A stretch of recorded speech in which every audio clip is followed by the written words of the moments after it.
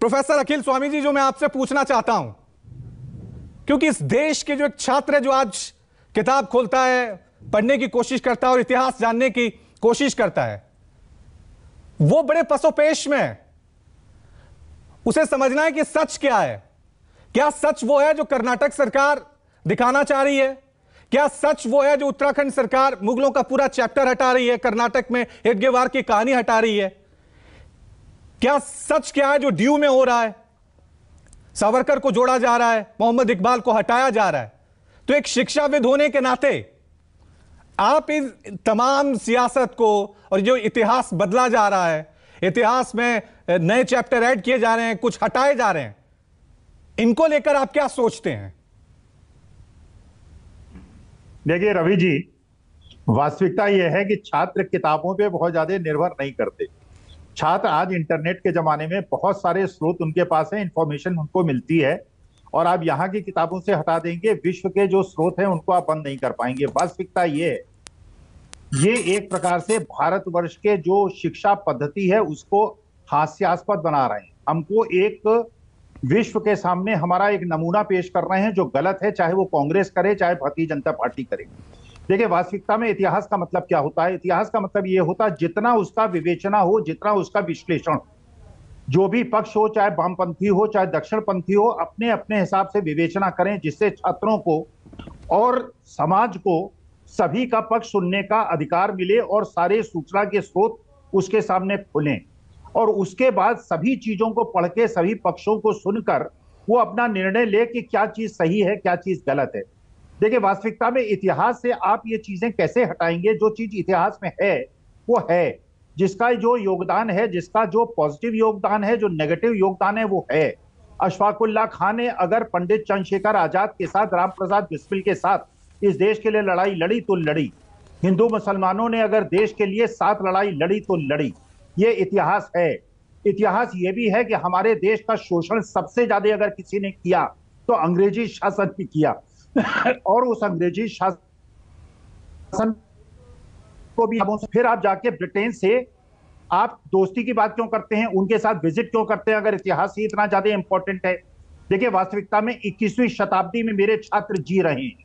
हमें भविष्य की तरफ देखना है, हमें वर्तमान में भविष्य की निर्माण की नींव को खड़ा करना है। जो राहुल गांधी कह रहे हैं, वास्तविकता में ये जो आप आज चर्चा करा रहे हैं, इससे मुझे लग रहा है आप हमेशा रियर विंडो में देखते हैं, आप आगे की तरफ देखते ही नहीं, इसलिए आपकी कार का एक्सीडेंट होता है। अरे इतिहास को 10% पढ़िए, 90% वर्तमान में जीकर भविष्य की रूपरेखा बनाइए। ये 21वीं शताब्दी है। इस प्रकार की बातें आपने किसी भी विकसित देश में सुनी है क्या? शहरों के नाम बदल दीजिए, कवियों और शायरों के नाम बदल दीजिए, लोगों को इतिहास से निकाल दीजिए। इससे क्या देश का कोई भला होने वाला है? देश के छात्रों का कोई भला होने वाला है? विश्व के लोग जब हमारे बच्चों का इंटरव्यू लेंगे तो वो समझेंगे ये उस देश से आए हैं जहां इस प्रकार की हास्यास्पद चीजें होती हैं। अरे आप हेडगेवार साहब को भी पढ़िए, आप सावरकर को भी पढ़िए, आप गोडसे को भी पढ़िए, आप गांधी को भी पढ़िए, आप नेहरू को भी पढ़िए, जितने भी स्रोत हैं सबको पढ़िए। हम आपको क्यों रोकें कोई चीज पढ़ने के लिए? और उसके बाद आप निर्णय लीजिए। हमारे बच्चों को यह अधिकार होना चाहिए, सूचना का अधिकार होना चाहिए। आप रोकने वाले होते कौन है? आप सत्ता में आएंगे तो ये सूचना रोक देंगे, वो सत्ता में आएंगे वो सूचना रोक देंगे, आप मुगलों को हटा देंगे, आप अंग्रेजों को हटा देंगे। अरे तो आप जब ये सारी चीजें केवल भूतकाल को देखते रहेंगे, भगवान श्री कृष्ण ने भी कहा है भूतकाल को मत देखो, वर्तमान में जियो और भविष्य की रूपरेखा को स्थापित करो। तो ये जो सनातन धर्म और हिंदू धर्म की बात करने वाले हैं, ये 90% केवल इतिहास की बात करते हैं। 70 साल पहले ऐसे हुआ, 400 साल पहले ऐसे हुआ, 600 साल पहले हुआ, और फिर कहेंगे इतिहास को हम अपने हिसाब से उसकी रूपरेखा रखेंगे। तो वास्तविकता में 21वीं शताब्दी में आप जी रहे हैं। पाषाण युग में देश को मत ले जाइए।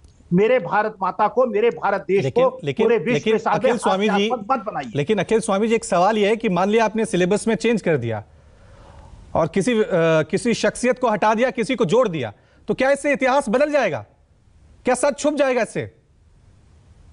देखिए सच जो है वो आज के जमाने में, इंटरनेट के जमाने में बच्चों को सारे सच, देखिए टीचर से भी ज्यादा, मैं टीचर हूं इसलिए मुझे पता है कि आज के तारीख में, और हमारा जो स्टूडेंट लाइफ थी, हमें किताबों से ही केवल सूचना मिलती थी। आज का छात्र जो है इंटरनेट से, हम जो भी हम चीज क्लास में पढ़ाते हैं उसको 10 जो अच्छे छात्र हैं पढ़ के आते हैं, उनको हर चीज पता होती है कि स्वामी साहब किताब से पढ़ के बता रहे हैं, इंटरनेट से पढ़ के बता रहे हैं, या अपना ज्ञान बता रहे हैं।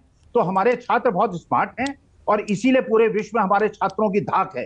तो वहां पे इस तरह की मूर्खतापूर्ण और हास्यास्पद चीजें और इस देश को बनाना रिपब्लिक मत बनाइए। मैं सभी राजनीतिज्ञों से ये अनुरोध करूंगा, बच्चों को पढ़ने दीजिए, सारे स्रोत उनको लेने दीजिए, इतिहास के बारे में ज्ञान लेने दीजिए, लेकिन इतिहास 10% पढ़ें और आज वर्तमान में जो 21वीं शताब्दी की चुनौतियां हैं उसे उनको संघर्ष करने का मादा दें, जिससे 21वीं शताब्दी में अगले 100 साल में सवाल यही है, सवाल